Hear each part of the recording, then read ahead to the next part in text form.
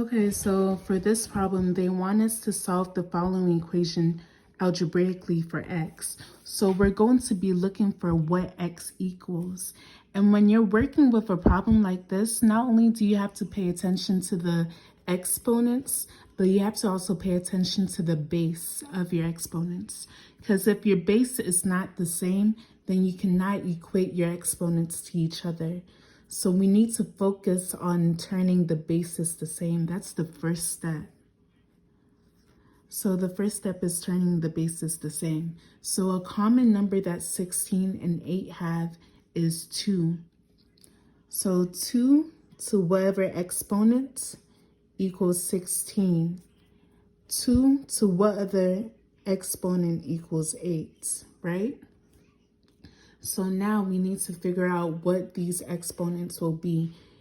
So you could actually plug this into the calculator, but when you plug into the calculator, you're going to get x equals 4 and x equals 3.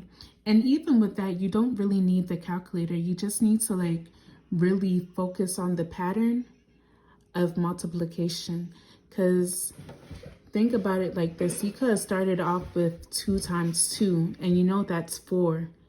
Then 4 times 2, which is 8. So you have 3 2's that will make a product of 8. And that's where our exponent 3 comes from. And then with this one, it's 4 because 2 times 2 times 2 times 2 will equal 16. And you can see that by this. 2 times 2 is 4. 2 times 2 is 4. 4 times 4 is 16. And that's how you got your exponents. So now we're going to rewrite it. That's going to be our second step before we can solve for our exponents and for the x. So now we're going to rewrite it as 2 to the 4th power parentheses x minus 2. And the 2 to the 4th power is the same as 16.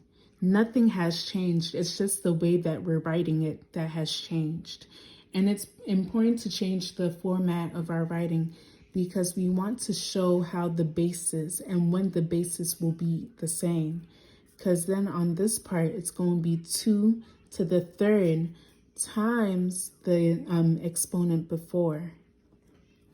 And it's real important to use parentheses because parentheses are also another indicator in keeping things together. So now this is how we've rewritten our equation. And we haven't changed anything, we just rewrote it. So now that they have the same base, we can equate the exponents to each other. So in our third step, we're going to rewrite it as 4 times parentheses x minus 2 equals 3 parentheses 2x plus 3. And then when we work that out, we'll work it out like this. 4 times x, 4 times negative 2. So 4 times x is 4x. 4 times negative 2 is negative 8. Then 3 times 2x is 6x. 3 times 3 is 9. And we want to solve for the x, so we have to have the x on one side. So we can subtract the 4x from both sides. So in this case, the 4x on this side will cancel. And it would just be negative 8 equals 6x minus 4x, which will be 2x. So negative 8 equals 2x plus 9. But the x is still not alone. So the easiest step that we can take is to subtract the 9 from both sides. The 9 on this side cancels out because plus 9 minus 9 is 0. And then this side, negative 8 minus 9 is negative 17.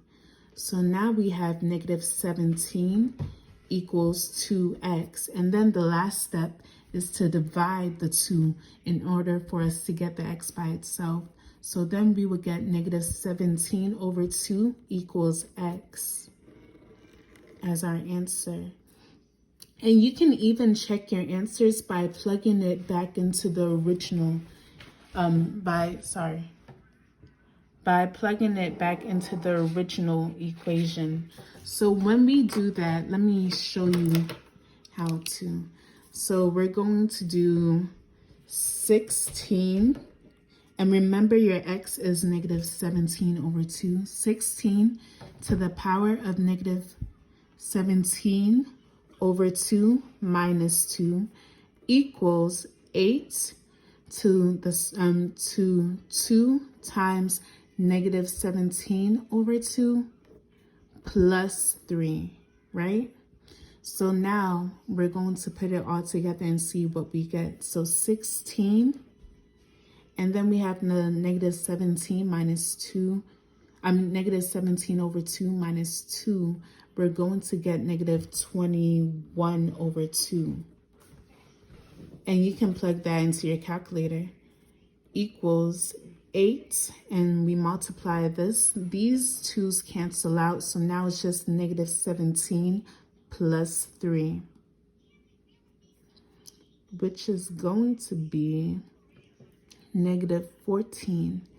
And when we plug these two into the calculator, you'll see that they equal each other. And that's how you know that you've gotten the correct answer. When this statement, this equal sign, is justified. Okay?